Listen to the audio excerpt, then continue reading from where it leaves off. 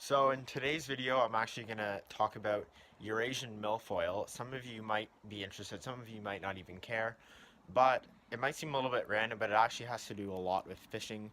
It affects some of us for fishing every day. So yeah, I'm going to talk to you guys about that. So in order for me to show you guys this stuff, I'm going to have to find some. So I'm just going to drive along here. Getting a bit shallower, and getting shallower. There we go. So see those clumps just sticking up there? That's all milfoil. It's all those just big, tall clumps. So we're gonna stop here, and now I'm actually gonna take a cast into the stuff and show you guys exactly what it looks like.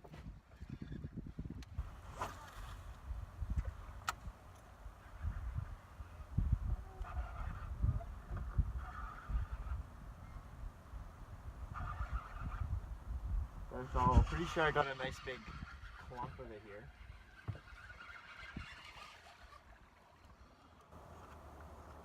Yeah, there's some milfoil in there for sure. So basically milfoil is the nasty stuff, the weeds that you always complain about. So it's this stuff. Cabbage is generally referred to as the nicer type of aquatic vegetation, and that's the stuff that's really tall and has big broad leaves, and that's what you'll normally fish. Pike, you'll fish pike, walleye, largemouth, and you can catch anything in that type of weeds.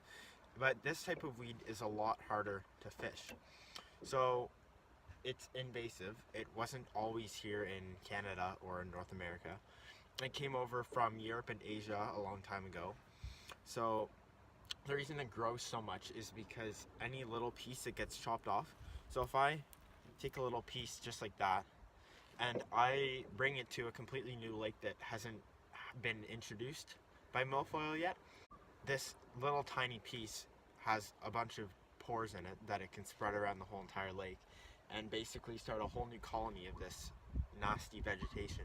Yeah, and it basically grows earlier in the season than all the other types of weeds, so it basically competes against the other types of weeds for sunlight and space. And yeah, just like invasive plants on land, it just sort of takes over completely.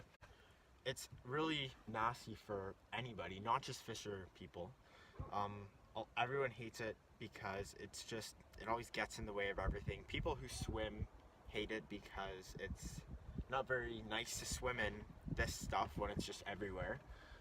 Even other types of weeds aren't as bad to swim in because they don't get so thick and dense like these do. People who boat even, like, it's annoying when you get this stuff caught in your regular motor or your trolling motor. Yeah, anybody who uses the water, basically, it's a nuisance to them. Fishermen especially, because the fish don't like it, first of all, and well, the fish don't mind it. I'll get to that in a minute, but really it's pretty hard to fish an area where it's all just stuff like this. You're pretty limited to the baits you can use. And yeah, so for the fish, really the fish have sort of adapted to it. It's grown everywhere, like in the body of water that I'm on, this weed has sort of taken over all the other types of weeds that were previously here, and that's because it was introduced a long time ago and it spread along this whole body of water. And the fish used to be more concentrated in spots where there would be little clumps of cabbage here and there, or in bays with certain types of vegetation. But now that milfoil is all over this body of water, the fish are just spreading out anywhere because it's all the same. It's all just this dense vegetation. So it's a lot harder to locate the fish because they're not as concentrated. So basically you just have to cover water all the time, which can be annoying if the fish are lethargic and they don't want moving baits, because it's pretty hard to fish a finesse bait when you're trying to cover so much water and the fish should really be anywhere. So basically what you have to do then is find more specific spots like the edges of the weeds or drop-offs, or where it changes from different densities of the weeds even, yeah, and even if there's any remaining type of other vegetation, try to find that stuff because the fish generally prefer it. It does create good habitat for fish because it is pretty dense, and yeah, it provides shelter for bait fish and then an ambush spot for the predatory fish. But overall, it's annoying, it's invasive, so it was never meant to be here, so really it shouldn't be here. There are still lots of bodies of water around that don't have this stuff. Lots of the smaller bodies of water that don't allow motorboats or don't have motorboat access. And those lakes are generally a lot more pleasant to fish because they have weeds that are not as annoying and thick and just everywhere. So yeah, now I'll show you guys what it looks like underwater. So I'm just gonna send the underwater camera down here. So this is what it looks like in real life. As you can see, it's very dense. There isn't very much space between the weeds themselves. They're really thick, really lush, so it's hard to get baits in between them.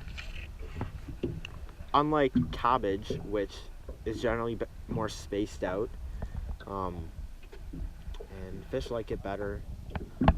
It's easier for us to fish, and it isn't as annoying for swimmers, boaters, fishermen in general.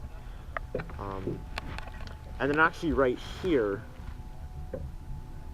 there is one strand of cabbage that's just sort of sitting there, but all around, all that other stuff is milfoil. So in the past, and this is a pretty pathetic looking strand of cabbage weed too, like in the past it would have been all that stuff but a lot taller, greener, more lush. And yeah, anyways, thanks for watching the video. Good for you if you stayed through the whole thing, and we will see you next time.